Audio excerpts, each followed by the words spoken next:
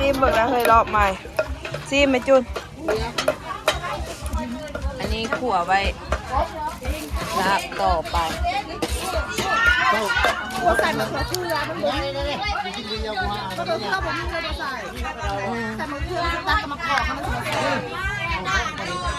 เมนูอาหารมื้อนี้ก็เป็นลาบวัวบอกลาบ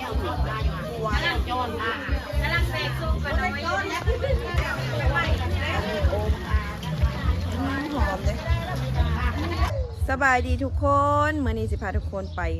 โมบุญทุกคนงานแจกพ่อใหญ่แพงอยู่ในข้างงานเท่านี้แหละทุกคนสิย่างไปสิพากันย่างไปกับเอื้อย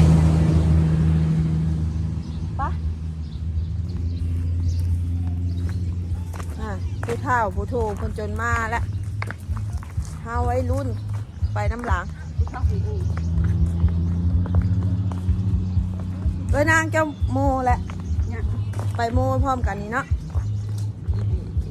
บอกยายโนโม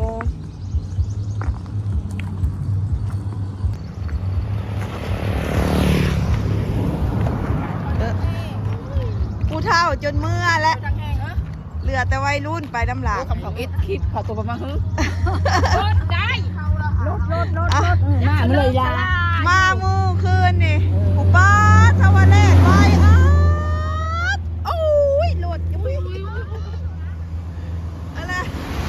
พ่อมาเล่นไว้ครับตายเห็นคนกับพ่อนึกว่ารถดินก็ได้โคตรและเล่นกระดักกระดอ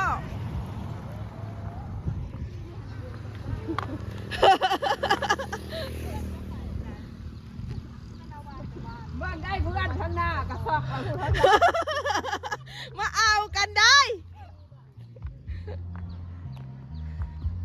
โอ้สะตกใจพี่สางฮะก็ยังว่าจังดึงยายบ่าเข้ามาค่ะ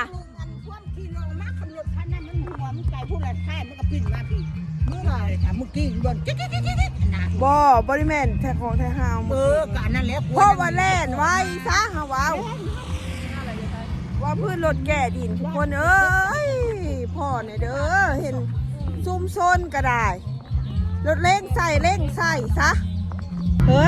คือบอกข่าวทางหน้าข่าวทางหลังว่าซะไปเอาทุกคนข่าวทางหลังบริฮอดหน้างานและบริกายจากเฮือนเท้าก็ได้ข่าวทางหลังนะบก้าข่าวทางหน้าบ่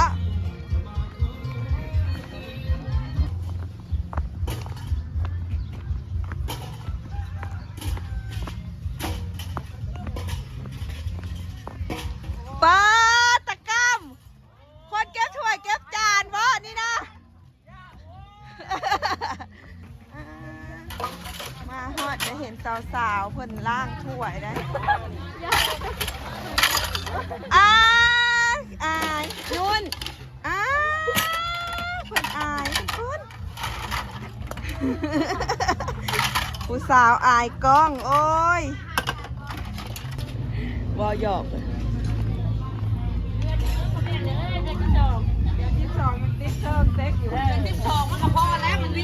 โอ้ยเดือนมาเดือนที่เรื่องยังว่าติดเดี๋ยวหากันยอมันติดแล้วจะไปเลยอันนั้นอันนี้ติดว้าวเรื่องอย่างกันเดี๋ยวนี้นะโอ้ยเป็นว่าเรื่องมาติ้งเธอไม่ใช่หุ้นสว่างแล้วว่างเลยบรรยากาศเราจะประมาณนี้เด้อทุกคนเด้อแม่ฟังลูกแล้วแม่เมนูอาหารมื้อนี้ก็เป็นลาบวัวบอกลาบวัวย้อนมากำลังเสกซุปกันเลยหอมเลยอันนี้หนึ่งข่าวดิ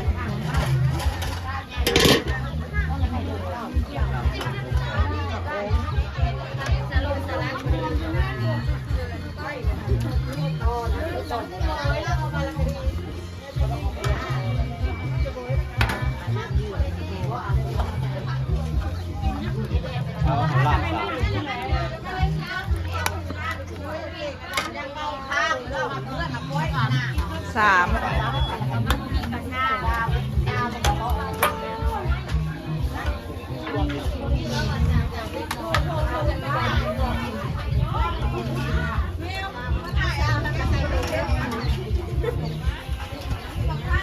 เจ็ดหมดแล้วเนาะ เฮ็ดหยังจอย โอ้กำลังทำอบกับพี่กับปุ๊กกับง่ายเนาะ มิวสาวคำม่วน ข้าวไข่ว้าวเมื่อวาน เออ เบิกยูทูบแล้วก็เอามาว้าวแล้ว จะไปยังไง ไว้นอนเอาสิยาเสือที่ต้องเห็น อ้าวเพิ่นเฮ็ดนั่นน้องนุ่นน้องแนนเดี๋ยวซาหมู่เพิ่น มาพี่ทุกคนนี่เมื่อไรว้าวเอาคือจัดจ้องเลยนิ้วอันบดีนี่บ่แม่อันของคอลลาเจนตายเนาะอันพี่น้องก็ไปพูดอย่างนี้มันแต่ความงามมันเน้นคนกาความงามช่วยได้มันตายเราไม่ได้ยาได้ไง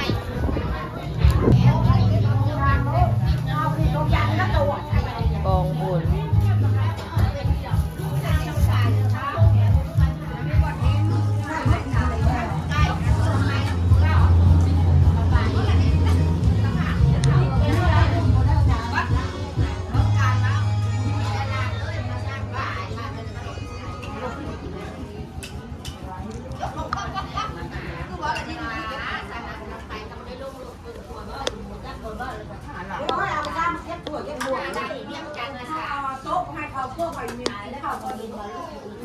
จะหากินเองดอกบ่ยะบ่ได้แม่นแขกคนโมบุญแล้วเพิ่นก็เอาข้าวต้มแล้วก็ขนมมาทุกคนจะได้ทุกคนเด้อแบบนี้เด้อจัก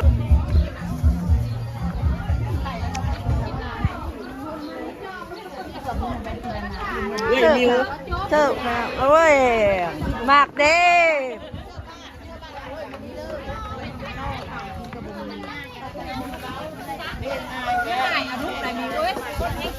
โอ้ยงามอย่าว่าขี้ร้ายเนาะร้านงานเป็นพิเศษได้มื้อนี้คิวนี่โอ้ย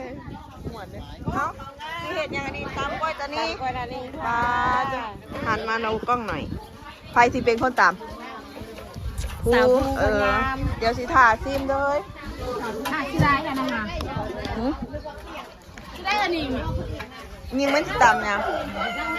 ยิงตามมังหุ่งบ่ของเฮาเอาไปตั้งกันไม่ว่าสิตามกินเองเหรอเพราะว่ารสชาติตัวเองพิเศษไม่เผ็ดนะโคกตามมังหุ่งก็สิแบบอายุอัญญาเนี่ยบ่ได้ขายดีงานมันสิกินจะเอาน้ำข่าวได้ไหม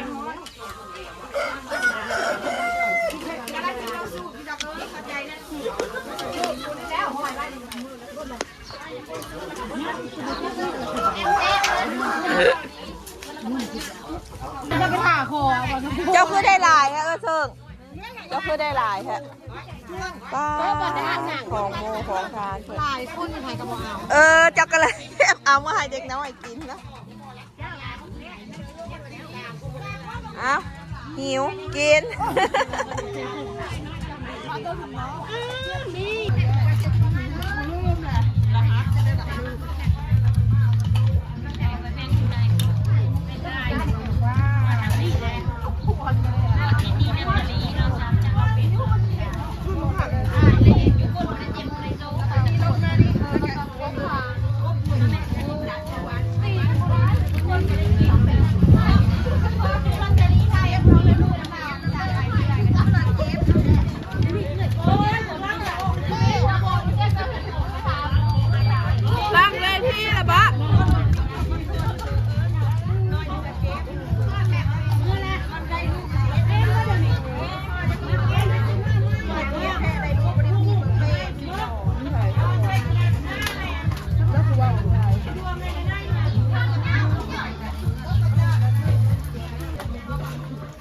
ข่าวแล้ว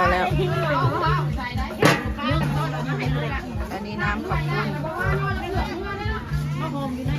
เมนูเพิ่นแจกเมนูเพิ่นเสิร์ฟแขกวันนี้ก็สิมีข้าวปุ้นลาบ ตำโอ้อันนี้คนฟาร์มใหม่เลยเนี่ย เซฟได้เซฟได้ เซฟป้องโย่เฮย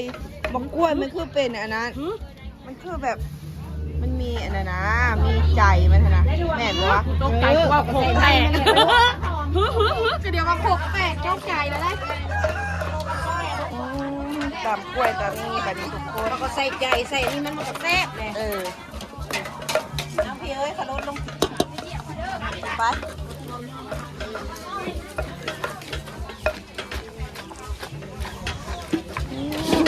เบิ่งถ่ายย่วงสิแซ่บค่ะเฮ้ยเอ้ย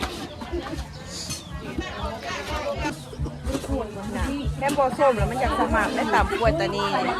กระเดะอีกนะ จางโบส้มเนาะเอ้ย แล้วใส่มะนาวก็กระเดะอีก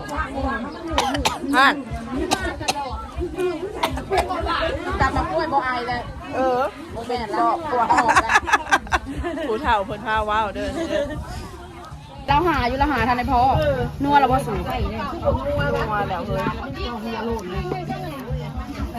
ใส่ส้มกับปลาแดก เดี๋ยวพ่อจะเหลือคืนมาน้ำตาลใส่อีกบ่ บ่ ใช่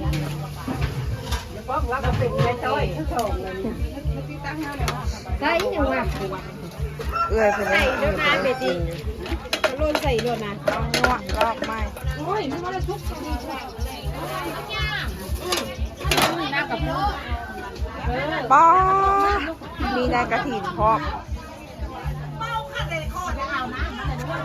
ซีมเบิกแล้วเคยรอบใหม่ซีมไหมจุน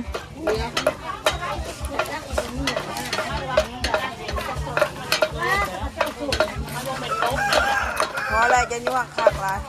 ซีบจุนอยู่นั่นหนักส้มนะ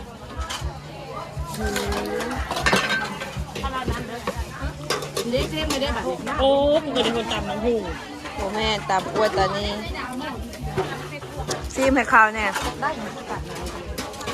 ซีไม่ส้มเนี่ยซีไทยน้ำตาลเห็นยังเป็นอะไรยกมันบอกเพชรเฮ้ยกูว่า ก็แอนแล้วหมักเพชรเหรอนะบริษัทจ่ายอะไรสักนิด เต็งพอดีอ่ะ ใครก็ปล่อยเลยเด้อใส่นั่นอีกลาบใส่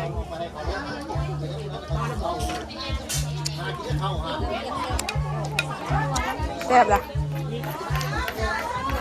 ตำกล้วยตานี อย่าออกให้ง่าย เบาพื้น อันนี้วางน้ำโคกนี่วิเอาให้เพิ่นเลยเอา เซฟครับกินกับข้าวอีกท่านบ่ท้าวอีกกินบ่ได้เลยกินกับข้าว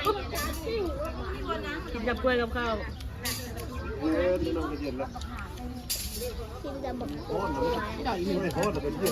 เอามาให้นะเป็นบันไดไอมันนะเอาอย่าง เอา จับ คนล่างถ้วยซอยกัน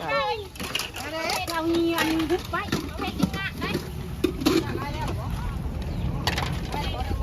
มาเด้อล่างถ้วยเด้อมาล่างถ้วยเด้อ ล่างถ้วยซอยผู้สาวเด้วยนี่ เสิร์ฟจานได้ มีแต่ผู้สาวทั้งนั้นนะอยู่ดีๆนะ สดร้อนๆนะคมมันนั่งคอยเห็ดอันคมสีนี่คือเด้อ สาวจักรอบและผู้สาวจักรอบ ผู้สาวหอบสองเด้อดีเด้อสาวหอบสอง สามหกสี่หกสามนะจ้ามาหดน้ำกันเด้อ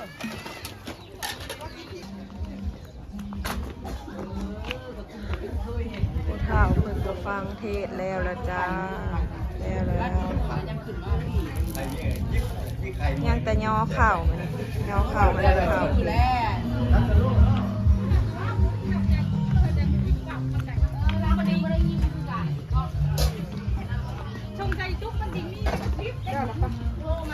อาหารแรง อันนี้ตำย่ออันนั้นบ่ ตำนอมาตำนอต่อย ไม่อย่างอันนี้น้ำข้าวปุ้นหม้ออบ